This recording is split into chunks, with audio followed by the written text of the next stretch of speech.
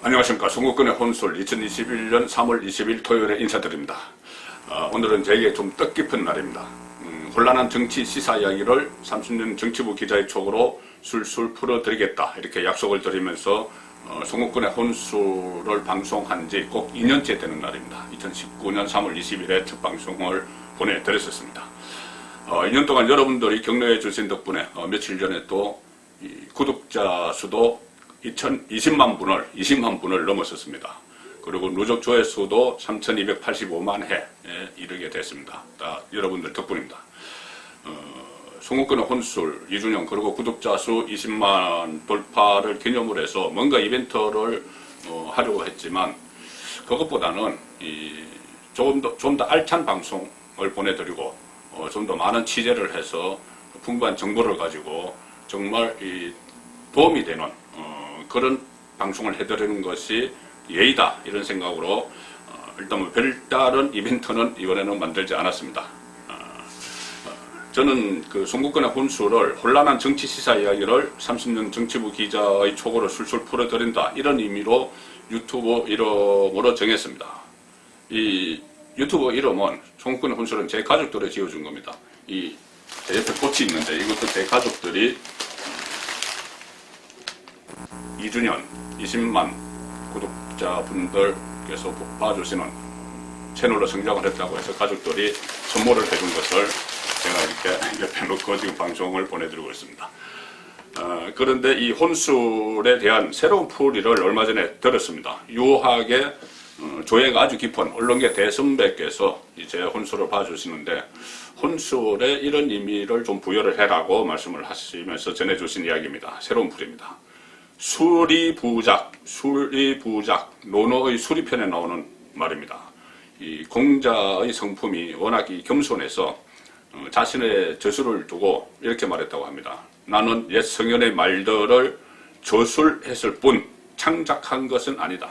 이때 창작은 억지로 만들어낸, 꾸며냈다는 이야기죠. 그래서 이 수리부작이라는 것은 자신의 저술이나 창작을 두고 일단은 저자가 겸손의 뜻을 하는 말인데 이것을 지금 현대에서 좀 해석을 해보면은 언론이 수리부작을 해야 될 텐데 그 선배의 말씀입니다. 없는 것을 억지로 지어내서 막 진영 논리에 따라서 뭐 세상을 어지럽히게 된다. 억지로 지어내면은 그래서 소술을 하되 말을 하되 부작 억지로 지어내지 마라. 이런 그 의미로 저에게 그런 말씀을 해 주셨습니다. 그래서 송국근의 혼술도 진영 논리에 빠지지 말고 혼란한 세상이 되지 않도록 수리부작해라 이렇게 말씀을 주셨습니다. 그래서 그 충고 또 여러분들께서 보내주시는 격려, 응원 이런 것을 가슴에 새기면서 앞으로도 방송을 진행하겠습니다. 자, 오늘은 그래서 수리부작의 자세로 혼란한 정치권에 가장 핫한 인물로 떠오른 윤석열에 대해서 한번 분석을 해보겠습니다. 윤석열 전 검찰총장 또 윤석열 현상 여기에 대해서 여러 가지 분석들이 나오지만 객관적인 잣대로 분석하는 기법 중에 스와트 기법이라는 게 있죠. 스와트 정치인을 분석할 때 가끔 사용되는 그 분석법입니다. 원래는 이것이 기업 분석을 할 때 사용됐죠. 이 스와트는 강점, 스트렝스, 약점, 위크니스, 기회, 오퍼튜니티, 위협, 스레트 이것을 앞글자를 따서 SWOT 이 머리 글자로 모아서 만든 단어입니다. 그래서 원래는 기업의 강점, 약점, 환경적 기회, 위협 요소 이런 것을 열거를 해서 그 중에서 효과적인 기업 경영 전략을 수립하기 위한 분석 수법이죠. 분석 방법이죠. 그것을 정치권에서 자주 정치인에게 대입을 해서 이용을 하는데 오늘은 이것을 윤석열에게 적용을 해보겠습니다. 그러면 이렇게 됩니다. 가령 스트렝스, 강점 같은 경우는 원래는 기업 내부 역량에 의해 기업에게 유리한 상황을 살핍니다. 그런데 지금부터는 제가 윤석열 내부 역량에 의해서 윤석열에게 유리한 상황을 강점으로 하겠습니다. 그 다음에 약점은 윤석열 내부의 원인에 의해서 윤석열에게 불리한 상황이 뭐냐. 기회는 윤석열의 외부 요인에 의해서 윤석열에게 유리한 상황은 뭐냐. 위협은 윤석열 외부의 요인에 의해서 윤석열에게 불리한 상황은 뭐냐. 이것을 일단 따지고 그 중에서 어떤 이 전략을 써야 할지를 한번 분석을 해보겠습니다. 첫째, 윤석열의 강점은 이런 것들이죠. 일단 인간 윤석열, 검찰총장 출신으로서의 윤석열과 앞으로 정치인으로서의 윤석열, 이 두 가지를 나눠서 강점을 살펴야 됩니다. 이 스트렝스, 이 부분은. 그래서 인간 윤석열은 일단 정의와 공정의 가치를 지닌 인물이란 이미지가 지금 또 굳혀져 가고 있죠. 그 다음에 비타협적이고 강직한 법률가 이미지가 있습니다. 뭐 권력 수사를 하면서 좀 타협적으로 했으면 여전히 검찰총장을 하고 있었겠죠. 그런데 그렇지 않고 계속 부딪혔기 때문에 그 전에도 뭐 2013년 국정원 댓글 수사 때부터 그때부터 뭐 사람에게 충성하지 않는다 이런 말을 하면서 서타 검사가 됐죠. 강직한 법률가 이미지가 있습니다. 비타협적이고 그때 당시에도 뭐 수사 위압이 있다고 폭로를 했었습니다. 그 폭로에 대해서는 뭐 또 논란도 있지만 어쨌든 그런 이미지가 유권자들에게 있는 것이죠. 그래서 이 강점입니다. 그리고 정의와 공정의 가치를 지닌 인물. 본인도 최근 공정 이런 이야기를 많이 했습니다. 정치인 윤석열의 강점은 문재인 정권과 맞서다 탄압받은 투사다. 그리고 특히 이 문재인 정권이 임기가 후반기로 가면서 여러 가지 실정, 폭주 이런 것이 있는데 거기에 대한 반대 세력, 반문 진영의 대표주자로 자리매김하고 있는 이것이 정치인 윤석열의 강점이죠.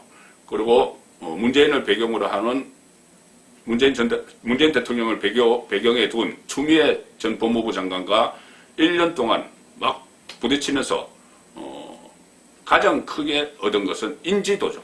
윤석열 검찰총장 모르는 사람이 없습니다. 윤석열 총장 전에 뭐 문무일 검찰총장이나 여러 검찰총장이 있었지만 검찰총장 이름 모르는 그 국민이 태반이었죠. 근데 지금은 윤석열 모르는 사람은 거의 없습니다. 사실상 없습니다. 그래서 그 인지도 이것이 정치인 윤석열의 강점이다. 이렇게 볼 수가 있겠죠. 자, 윤석열의 약점. 뭐니 해도 보수 정권을 수사를 했던, 그래서 박근혜 전 대통령이 탄핵당하는데 법적 깃털을 제공했던 그런 것이 어떻게 보면 강점이 될 수도 있는데 어떤 국민에게는 이 범보수 주자로 범야권, 범보수의 대선 주자로 윤석열이 자리매김하는 데 있어서는 보수 정권을 무너뜨린 것이 최대 약점이 되겠죠. 그것을 전제로 하면 그렇습니다. 범보수 진영에 참여한다는 것을 전제로 했을 때 보수 정권 수사는 윤석열의 최대 약점이죠. 그리고 또 약점은 정치 경험이 없다 이겁니다. 그래서 지금 반대 진영에서는 반문 기류에 편성해서 지금 대권 주자 반열에 오른 비정치인이다. 본인은 문재인 정권의 탄압을 받아서 이렇게 지지율이 오른 것이지 본인 실력을 발휘한 것이 없다. 그 정치적인 실력을 발휘한 것이 없다. 그래서 발광체가 아니고 반사체다. 그런 이야기를 많이 하죠. 그런 것들의 약점입니다.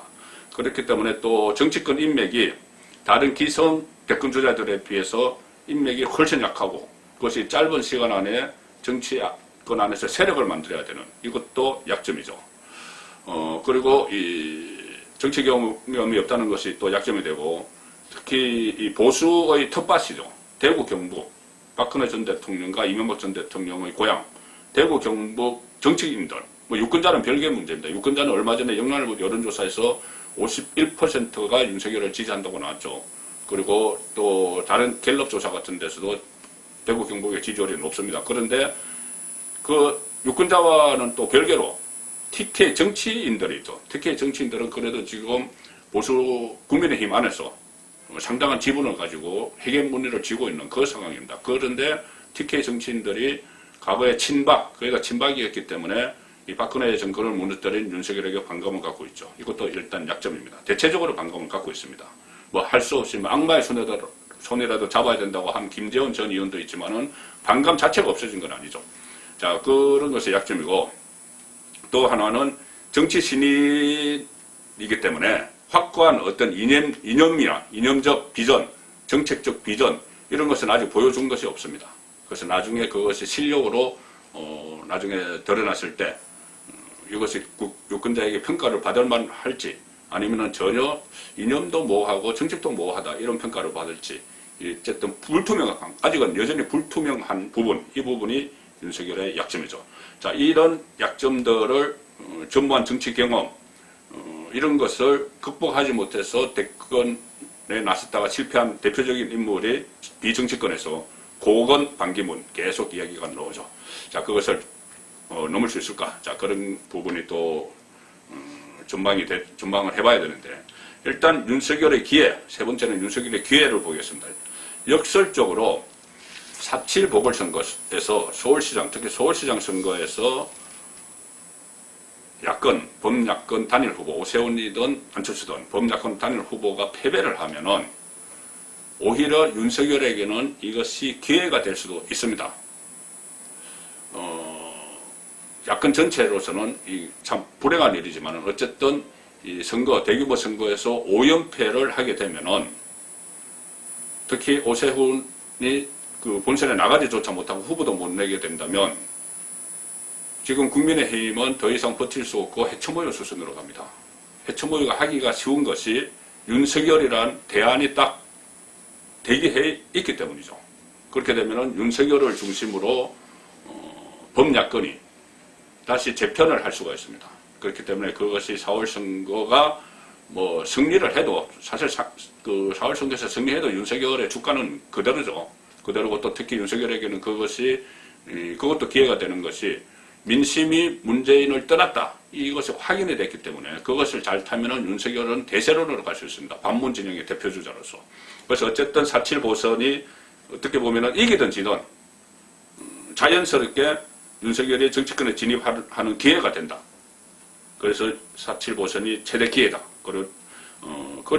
그렇다고 뭐 야권이 승리한다고 기회가 없는 것은 안 된다는 말씀 제가 들었죠. 반문재인 민심이 확인되면 반문 진영 대표주자로 대세를 탈 수도 있습니다. 그리고 또 하나의 기회가 지금 범야권에서 다른 뚜렷한 주자가 떠오르지 않고 있는 않고 있는 이 현상.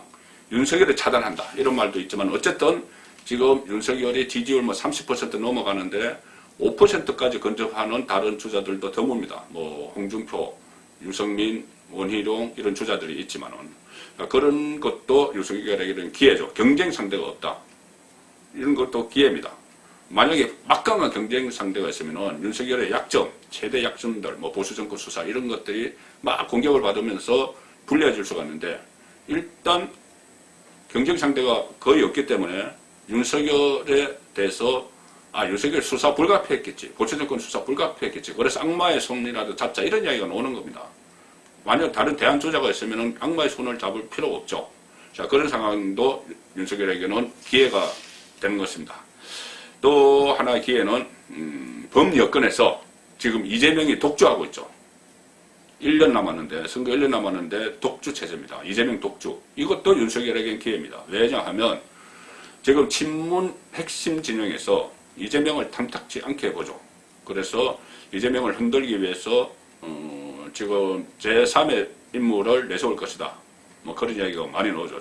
뭐 추미애 이야기까지 나오고 조국, 뭐 유시민 이야기 나오고 또 임종석, 또 김경수를 무죄로 만들어서 이런 이야기까지 나오면 나중에 야권이 분열되는 것이 아니라 여권이 분열될 수가 있습니다. 정권 쪽이 분열이 될 수가 있습니다. 범여권이 분열이 되는 것이죠.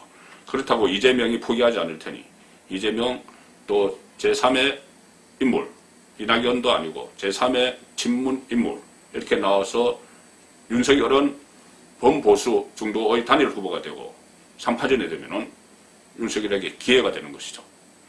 자, 그런 상황이고 또 충청 대망론 이것도 일종의 기회입니다. 본인은 충청 출신이 아니지만은 부친이 춘천 공주 출신이죠. 그래서 충청 대망론이 정진석 의원이 앞장서서 주창을 하는데 그것도 기회입니다. 충청은 대선 때마다 캐스팅 보터 역할을 했죠.